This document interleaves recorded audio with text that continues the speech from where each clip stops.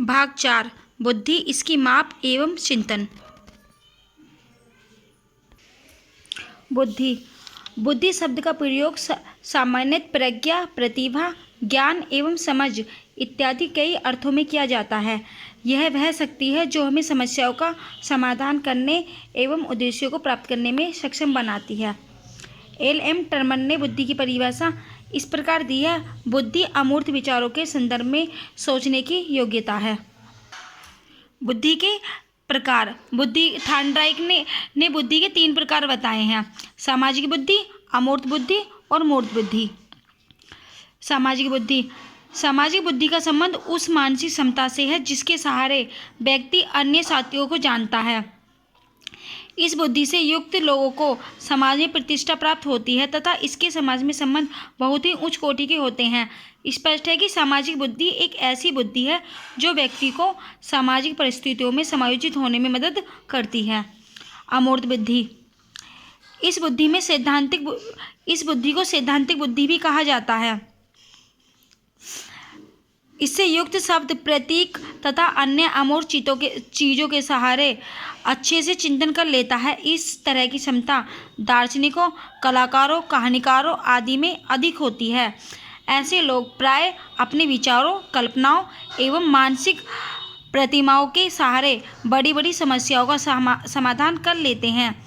जिन छात्रों में अमूर्त बुद्धि अधिक होती है उनकी शैक्षिक उपलब्धि अधिक श्रेष्ठ होती है। तीसरी है मूर्त बुद्धि। मूर्त बुद्धि से तात्पर्य वैसी क्षमता से होता है जिसके सहारे व्यक्ति मूर्त या ठोस वस्तुओं के महत्व को समझता है, उनके बारे में सोचता है तथा अपनी इच्छा एवं आवश्यकता अनुसार उनमें परिवर्तन लाकर उन्हें उपयोगी बनाता है। इसे व्यावहारिक बुद्धि भी कहा जाता है। किसी मूर्त बुद्धि को व्यावहारिक बुद्धि भी कहा जाता है। जिन बालकों में मूर्त बुद्धि अधिक होती है उनमें हस्तकलाओं की क्षमता अधिक होती है तथा वे आगे चलकर एक सफल इंजीनियर या कुशल कारीगर बनने में सफलता प्राप्त करते हैं। बुद्धि के सिद्धांत। एक कारक सिद्धांत का प्रतिपादन बिने ने किया और इस सिद्धांत का समर्थन कर इसको आगे बढ़ाने का श्रेय टर्मन और स्टर्न जैसे वैज्ञानिकों को है। एक कारक सिद्धांत बिने ने दिया था और इस सिद्धांत का समर्थन कर इसको आगे बढ़ाने का श्रेय टर्मन और स्टर्न जैसे मनोवैज्ञानिकों को है। दूसरा है द्विकारक सिद्धांत।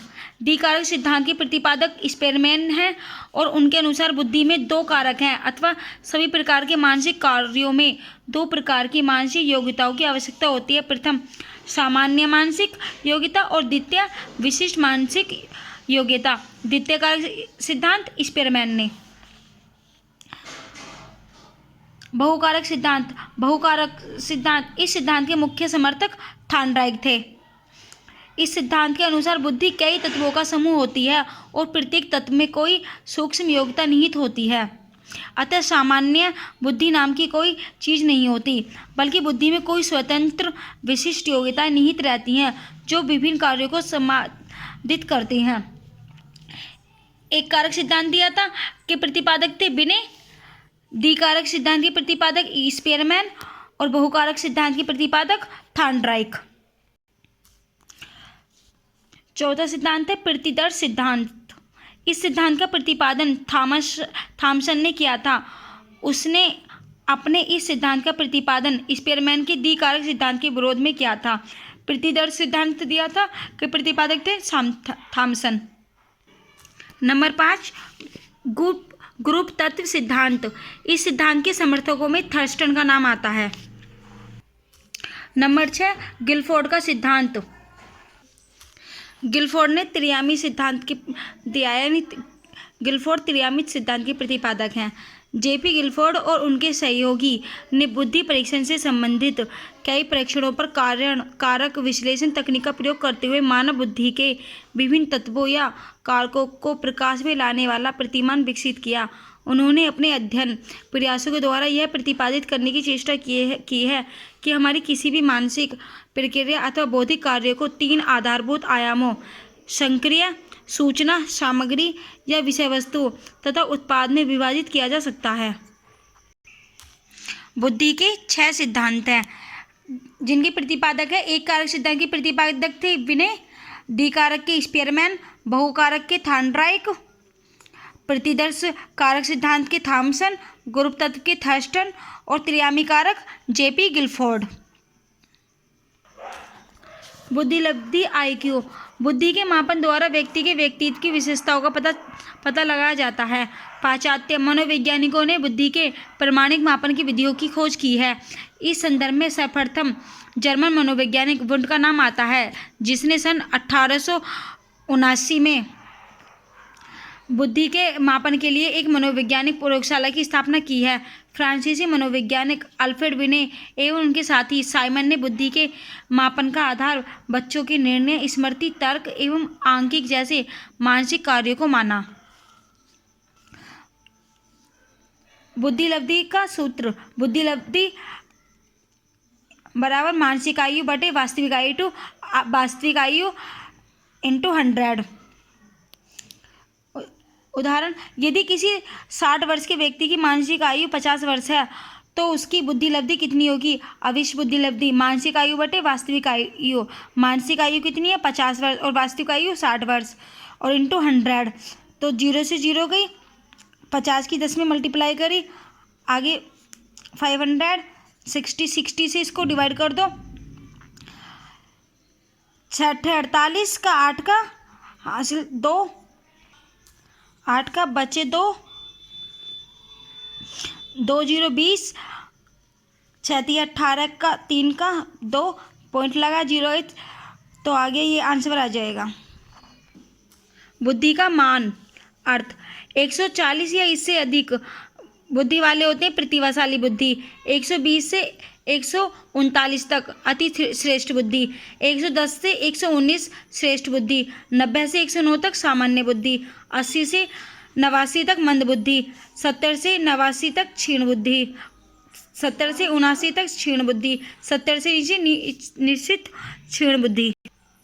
एक बार फिर से 140 से इससे अधिक प्रतिभाशाली बुद्धि वाले होते हैं, 120 से 139 तक अतिश्रेष्ठ बुद्धि, 110 से 119 तक श्रेष्ठ बुद्धि, 90 से 109 तक सामान्य बुद्धि, 80 से 89 तक मंद बुद्धि, 70 से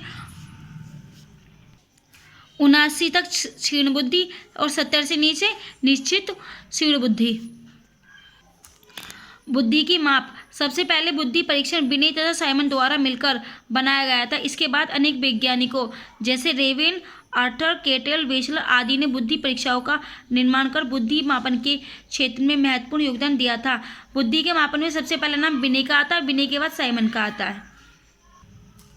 बिने साइमन परीक्षण: इस परीक्षण का निर्माण बिने तथा साइमन द्वारा सन 1905 में किया था। यह एक प्रकार का व्यक्तित्व बुद्धि परीक्षण है। बिने साइमन की बुद्धि परीक्षा विधि 3 से 15 वर्ष तक के बालकों के लिए थी।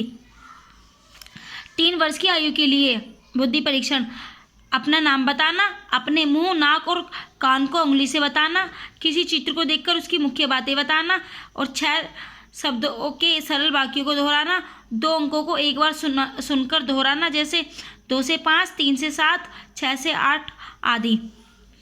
4 वर्ष की आयु के लिए अपने को बालक या बालिका होना बताना, 2 रेखाओं में छोटी और बड़ी को पहचानना, चाबी, चाकू और पैनी को देखकर उनका नाम बताना, 3 अंकों को एक बार सुनकर दोहराना, जैसे 2 से 5, 5 से 7, 4, 6, 9 आदि।